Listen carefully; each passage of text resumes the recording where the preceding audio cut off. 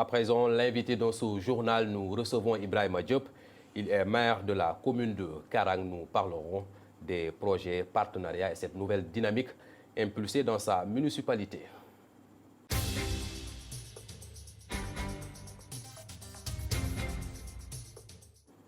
Ibrahima Diop, maire de la commune de Karang, est notre invité dans ce journal. Monsieur le maire, bonsoir. Bonsoir, M. Ndiaye. Alors, vous avez été élu à la tête de la municipalité de Karang il y a moins d'1 an. On ne vous demandera pas un bilan d'étape, mais quels sont juste les projets entamés pour répondre aux aspirations des populations? Merci, M. Ndiaye. Permettez-moi avant tout de saluer tous les spectateurs, spectatrices, mais aussi les internautes de Sunulabel TV. C'est un plaisir pour moi d'être là et de répondre à certaines questions concernant la commune de Karang. Bon, pour commencer, je parle des projets, comme vous venez de le dire, des réalisations, parce que vous savez que nous sommes à la tête de cette municipalité il y a juste 1 an. Ouais. Bon, sur ce, on peut citer quelques exemples de projets qu'on a pu réaliser.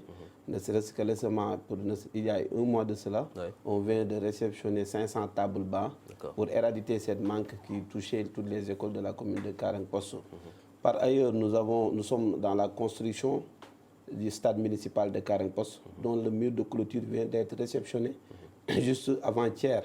On va faire la pose de la première pierre dès la semaine prochaine pour les turbines et les murs de clôture. Alors, donc à cela aussi, on peut s'ajouter l'enrôlement de la population dans le domaine de la santé. On a déjà enrôlé 500 personnes avec la CIMI, 500 personnes pour accéder et faciliter l'accès aux soins à toute la population. Karang, c'est une zone populaire, hein, c'est 12 000 habitants, c'était en 2000 je pense. Maintenant, ça a évolué. En termes d'éducation, au-delà de la clôture des établissements scolaires, est-ce qu'il y a d'autres initiatives qui sont entamées par votre équipe? Oui, parce qu'il faut noter récemment qu'on a réceptionné le CEM, un nouveau CM construit par le PIMA, par l'État du Sénégal, qu'on a réceptionné et qui a démarré cette année. En ce sens aussi, nous sommes en train de faire des démarches pour la construction d'un lycée moderne. Les requêtes sont sur la table du ministre de l'Enseignement supérieur. Nous sommes en train de faire le suivi pour essayer de vraiment améliorer le système éducatif à Karang. Vous avez parlé de sport avec la construction de tribunes. Karang, pour ceux qui connaissent la commune, c'est une ville sportive. Hein, les populations aiment le sport. Est-ce que on ne peut pas s'attendre à l'extension même de ce stade municipal-là? Oui, c'est un stade multifonctionnel. On a démarré les travaux, comme je viens de vous le dire, par le mur de clôture. Après le mur de clôture, on va passer aux tribunes et grilles de protection. Mais aussi, il y aura un terrain basket multifonctionnel à l'intérieur, basket handball à l'intérieur. C'est un projet, je peux dire qu'on va terminer maximum dans 2 ans. Donc, pour vous dire que je viens juste de réitérer ce que vous venez de dire. C'est une vie vraiment qui aime le sport. Et j'en profite pour l'instant pour féliciter Karang FC qui vient de battre Fatick. 2 buts à 1. Bon, ça, c'est une exclusivité. Ah oui, je les félicite. Vraiment, je félicite tous les joueurs et l'encadrement aussi. D'accord, c'est pour le compte de l'équipe communale de Karang. Karang FC. Voilà, Karang, c'est aussi une frontière, c'est une ville frontalière avec la Gambie. En termes de sécurité, est-ce que là aussi, on n'attend pas de la municipalité des efforts en termes d'éclairage, d'autres sécurités? Merci. En termes de sécurité, je pense que la municipalité est en train de faire des efforts. On vient de terminer l'installation de 200 lampadaires au niveau de Karang. À cela s'ajoute, dès le samedi prochain, Inch'Allah, on va commencer l'électrification, l'extension dans tous les quartiers de Karang, par quartier. Chaque quartier aura une dotation de 100 lampadaires qu'on va démarrer le dimanche prochain, Inch'Allah. Donc pour vous dire que c'est une zone frontalière très stratégique et la sécurité compte beaucoup. Et la municipalité est en train de faire tout pour que cette ligne de sécurité soit au rendez-vous. Et dès dimanche, Inch'Allah, on va commencer l'installation des lampes dans tous les quartiers. D'accord, on va revenir sur ça pour parler partenariat, jumelage entre villes sénégalaises et gambiennes. Mais je l'ai dit tout à l'heure, vous avez parlé de projets électrification, clôture, construction de stade municipal. D'où vous tirez les recettes de la municipalité de Karang? Bon, je pense que quand on parle de municipalité, tout le monde sait que les fonds de la municipalité ne sont pas suffisants. Mais là où on nous attend, c'est la recherche de financement. Par exemple, avec le stade municipal, on a signé une convention avec la GTIP, que je remercie de passage le directeur général, qui est un travailleur. On a signé une convention avec la GTIP qui nous a permis de faire les murs de clôture, mais aussi qu'on espère aussi signer une deuxième convention dans les semaines à venir avec lui pour au moins la finition de ces travaux. Autrement, par exemple, on a lancé l'avis d'appel d'offres de la voirie de l'avenue Cheikh Al-Islam, qui part de la route nationale vers la résidence Cheikh Al-Islam. On a lancé ça, c'est une convention qu'on a faite avec le FERA, qui nous ont permis de financer ces travaux. Exactement. Donc du coup, c'est des relations qu'on a avec les institutions. J'en félicite le président de la République pour toutes les directions qu'il a mises sur place pour qu'il puisse accompagner les collectivités territoriales. D'accord. Je vais reformuler ma question, je l'ai dit, je vais rester sur les recettes. Karang, je l'ai dit, c'est une ville frontalière avec la Gambie, il y a des échanges douanières, il y a un garage. Est-ce que là aussi, ce n'est pas une manne financière à exploiter par la municipalité? C'est une manne financière à exploiter. Mais a priori, il faut passer à au moins augmenter les investissements, renforcer la sécurité avant de passer à la manne financière. Raison pour laquelle on est en train de faire des démarches au niveau du PUMA, qui nous a permis de réaliser certaines infrastructures à Karang, mais on est sur la phase de réhabilitation du stade de la gare routière de Karang. Qui vont nous permettre aussi de beaucoup rentabilité cette gare routière. Vous avez parlé de réalisation, vous avez été proche des populations de Karang, ce qui vous a valu votre élection à la tête de la municipalité. Aujourd'hui, quelles sont les autres aspirations des populations qui mériteraient de réfléchir sur des projets pour satisfaire à ces aspirations-là? Bon, on avait un programme très bien déterminé que nous sommes en train de suivre et d'essayer de les réaliser. Par exemple, dès vendredi, Inch'Allah, on va signer la convention avec Enda Ecopop sur tout ce qui est formation avec les jeunes, formation avec les femmes, financement des jeunes et financement des femmes. C'est une convention que nous venons de signer. Tout le monde sait que Karang, c'est une ville commerciale. Et renforcer, pour moi, avant de faire passer au financement, il faut faire une formation au préalable pour que, quand les financements arrivent, il y aura des résultats satisfaisants qui vont permettre au moins de voir un succès par rapport à leurs activités. Côté statut de la localité, c'est devenu commune depuis 2009, si je ne me trompe pas. Au vu de tous ces élèves-là qui viennent apprendre à Karang, au vu de son statut de frontière, est-ce que Karang ne mérite pas aujourd'hui notre statut administratif beaucoup plus élevé que commune? On ne peut pas s'attendre à un département, par exemple? Bon, ça, c'est du ressort de l'administration centrale. Et il faut noter que nous sommes une commune, mais il y a aussi d'autres collectivités et d'autres localités qui veulent être communalisées. Donc, en ce sens, nous sommes une commune, nous sommes en train de tout faire pour changer le visage de Karang. Notre slogan est que Karang, ville neuve. Raison pour laquelle on tend vers ces objectifs avant d'inspirer à autre chose. Alors, vous êtes jeune maire d'une commune.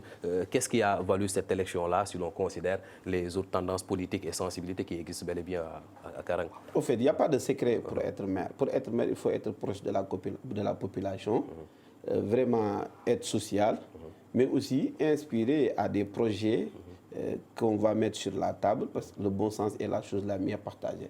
C'est le résultat de tous ces facteurs qui nous ont valu aujourd'hui qu'on nous met à la tête de cette municipalité. Et on vraiment demande au bon Dieu de nous donner la force, que l'espoir que Karang porte sur nous, que nous puissions le réaliser. D'accord, il y a une forte opposition présente à Karang. L'on vous reproche d'avoir très tôt entamé la réflexion de la municipalité pour vous mettre à l'aise. Qu'est-ce que vous répondez? Bon, on ne me reproche pas. À la place des chantiers prioritaires. À la place des chantiers prioritaires. Mais la municipalité, la mairie, on accueille tout le monde là-bas. La sécurité de tout l'état civil est là.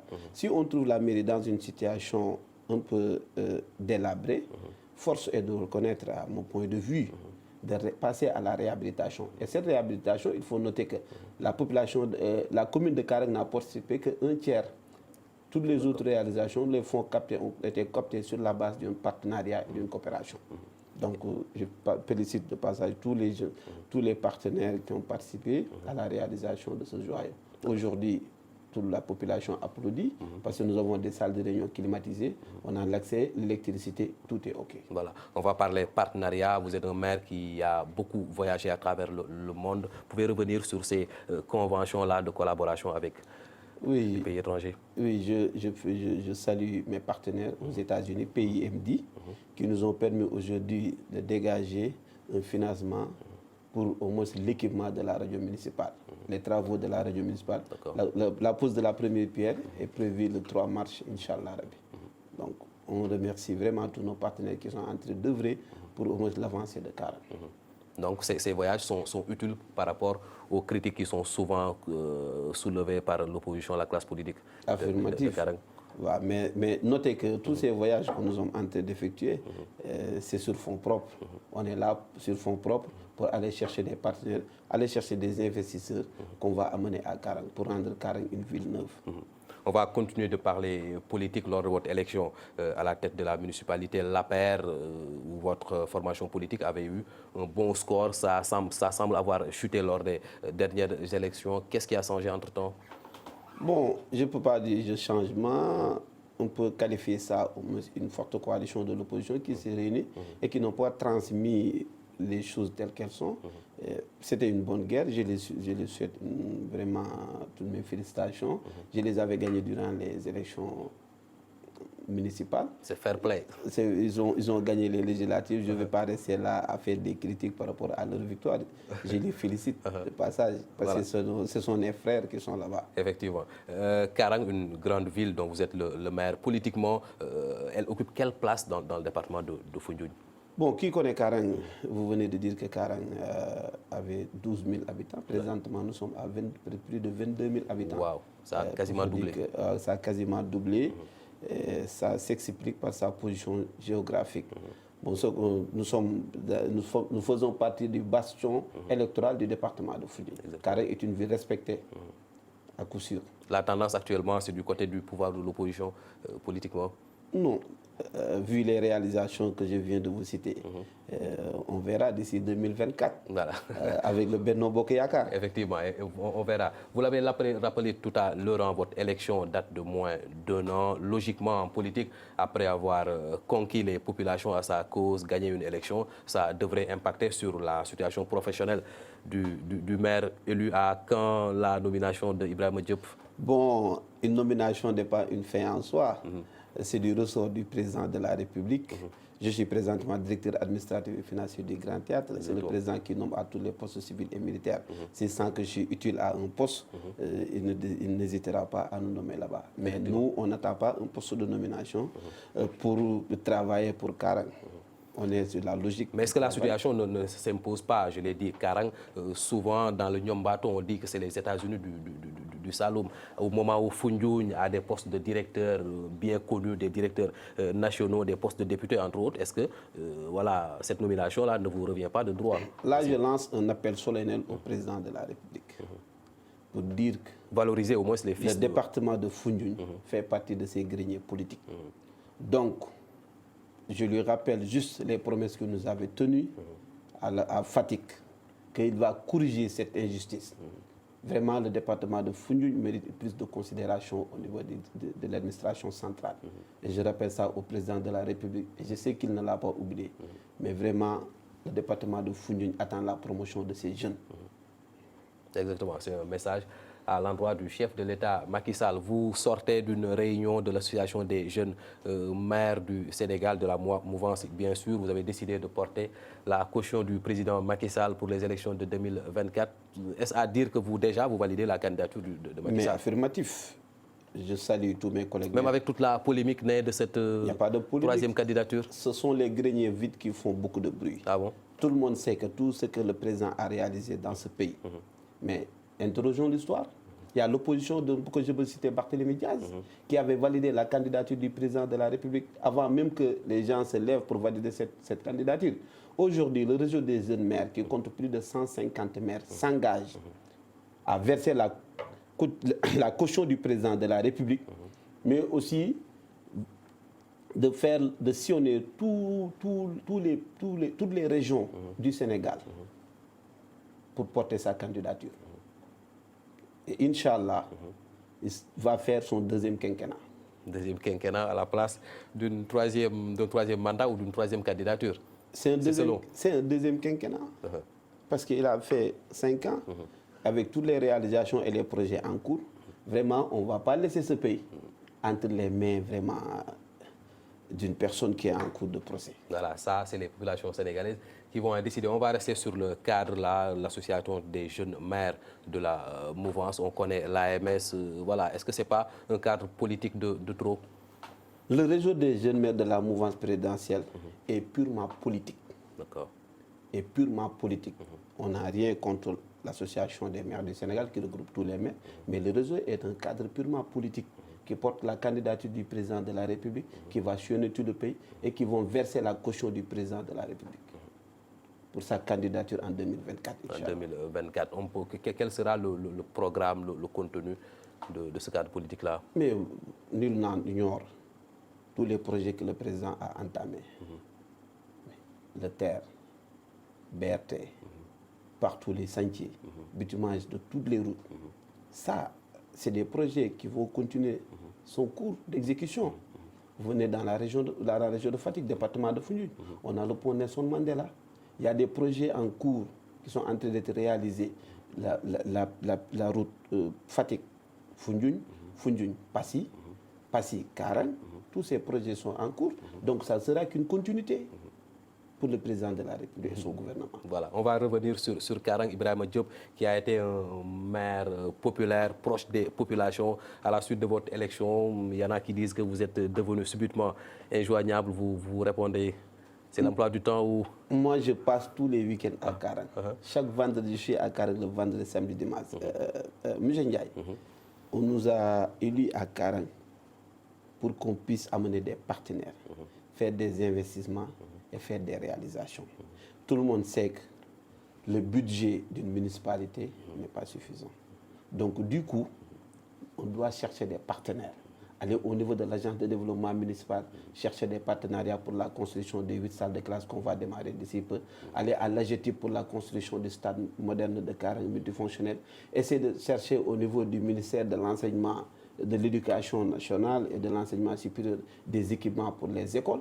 Est-ce qu'on peut allier, chercher ses partenaires pour faire ces réalisations en moins d'1 an et rester Karang les bras croisés et regarder les gens? Faisons cette différence. On nous a élus pour qu'au moins on puisse changer le visage de Karang. Donc je demande vraiment à la population de Karang au moins d'être compréhensif et savoir que tout ce qu'on fasse de midi à 14h, c'est pour amener des partenaires et changer le visage de Karang. Voilà. D'ailleurs, nous sommes sur la bonne voie et on prie le bon Dieu qu'il nous puisse donner force et succès pour réaliser ces projets. C'est bien entendu. On va interpeller votre casquette de professionnel, directeur administratif et financier du Grand Théâtre, avec toutes ces salles de spectacle qui commencent à naître à Dakar. C'est pas vieux maintenant le Grand Théâtre d'Abdoulaye Wade? Bon, c'est pas vieux. Je ne vais pas dire que c'est pas vieux. Je salue de passage mon directeur général, Ansoumane Sané, qui est un leader hors pair. Vous savez qu'on est en train d'acquérir beaucoup de spectacles au niveau du Grand Théâtre. C'est parce que le cadre est convivial et accueillant. C'est normal que nous sommes dans un monde de concurrence.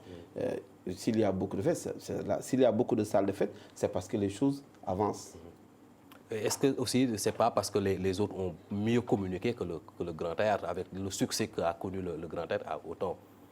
Bon, je pense que dans le cadre de la communication, si vous entrez dans le site du Grand Théâtre, vous verrez toutes les cérémonies, tous les spectacles qui vont s'organiser au niveau des grands théâtres. Le Grand Théâtre a lui-même fait sa propre communication. Donc, du coup, je sais que nous sommes au devant de toutes les salles de spectacles qui sont à Dakar. Et les activités qui se passent au niveau des grands théâtres le prouvent. Il y en a aussi qui critiquent l'accessibilité. C'est trop cher le Grand Théâtre pour les jeunes artistes qui veulent tenir leur spectacle. Bon, ça, je ne dirais pas c'est trop cher. Nous sommes à un prix très abordable, mais aussi signaler qu'au niveau du Grand Théâtre et au centre de Dakar, au cœur de Dakar, avec un espace qui peut stationner plus de 200 véhicules, avec une sécurité au rendez-vous. Donc, du coup, parler du prix, moi, je pense que le prix varie en fonction de la taille de l'événement. Et je pense que c'est accessible, vraiment à la portée de tout le monde. Une dernière question, on va revenir sur la municipalité du Karang qui a connu récemment des arriérés de salaire. C'est révolu? Non, on n'a pas noté d'arriérés de salaire au niveau de la commune. Des retards, je veux dire. Des retards de salaire, non. Il y avait des retards pour le versement des fonds de concours et des fonds de dotation. Mais sans comme on le dit, on n'a jamais eu de retard de salaire à Karang. Un dernier mot. Vous remercier Sunu Label TV et vous féliciter et vous dire qu'on suit vraiment vos programmes qui sont très intéressants et remercier et saluer la population de Karang Post, mais aussi le réseau des jeunes maires et vraiment coucou à la population de Karang Post. D'accord. Ibrahima Diop, maire de la municipalité de Karang, mon maire. Ibrahima Diop qui a été un excellent joueur de football aussi. Ah, mais maintenant, les charges de la municipalité vous poussent à aller à la retraite anticipée. C'est sûr. Ce fut un plaisir de le recevoir sur ce plateau de Sunu Label TV. Ibrahima Diop, maire de la commune de Karang, et nous avons parlé de ses projets, ses partenariats et cette nouvelle dynamique impulsée au niveau de sa municipalité Karang, qui est une localité située dans le département de Foundiougne, dans la région de Fatick. Merci de nous avoir suivis. La suite de nos programmes, c'est avec la focale du jour. Bonsoir.